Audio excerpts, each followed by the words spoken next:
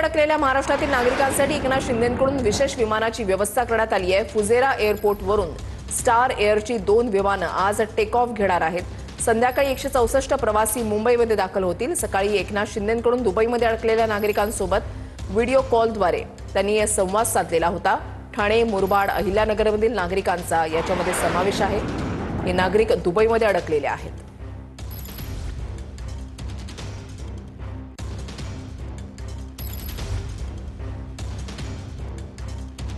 संध्याकाळी 164 प्रवासी मुंबईमध्ये दाखल होतील। दुबईमध्ये अडकलेल्या महाराष्ट्रामधल्या नागरिकांसाठी एकनाथ शिंदेंकडून विशेष विमानाची व्यवस्था करण्यात आलेली आहे। फुजेरा एअरपोर्टवरून 2 विमानं जी आहेत ती टेक ऑफ घेतील आणि संध्याकाळी मुंबईमध्ये पोहोचतील अशी माहिती देण्यात आलेली आहे। तरी 3 दृश्य आपण या ठिकाणी पाहताय। 388 भारतीयांना घेऊन विशेष विमान मुंबईमध्ये दाखल झालं। अबुधाबीहून पहिलं विमान बंगळुरू विमानतळावर पोहोचलंय आणि 149 भारतीयांना घेऊन एक विमान दिल्ली विमानतळावर पोहोचलेलं आहे। मुंबई, बंगळुरू आणि दिल्ली विमानतळावर ज्या वेळेला बाहेरच्या देशांमध्ये ज्या ठिकाणी युद्धजन्य परिस्थिती आहे त्या ठिकाणी अडकलेल्या भारतीयांना ज्या वेळेला विशेष विमानानं भारतामध्ये आणलं गेलं तर त्यावेळची दृश्य आपण या ठिकाणी पाहताय। मुंबई, बंगळुरू आणि दिल्ली विमानतळावरची ही दृश्य। अभी हम लोग करीब 1000 लोग के आसपास, इस फ्लाइट में करीब 1000 लोग के आसपास थे।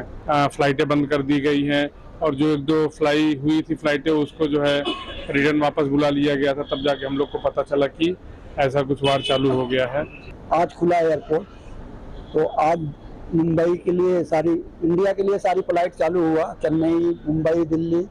तो हमको पता चला जब मैं रोजे से था तो मैं प्रेयर करने के लिए गया तो एक इंडियन मिला, वो बोला फ्लाइट जा रही इंडिया के लिए, तो भाग के आया हम। अभी बहुत रहा था, अपने देश में आ गया। अपने देश में बहुत खुशी है, आके अपना घर के जैसा महसूस हो रहा है। फुजेरा एअरपोर्टवरून स्टार एअरची 2 विमानं ही संध्याकाळी मुंबईमध्ये येतील। संध्याकाळी 164 प्रवासी मुंबईमध्ये दाखल होणार आहेत। ठाणे, मुरबाड आणि अहिल्यानगरमधील नागरिकांचा याच्यामध्ये समावेश आहे।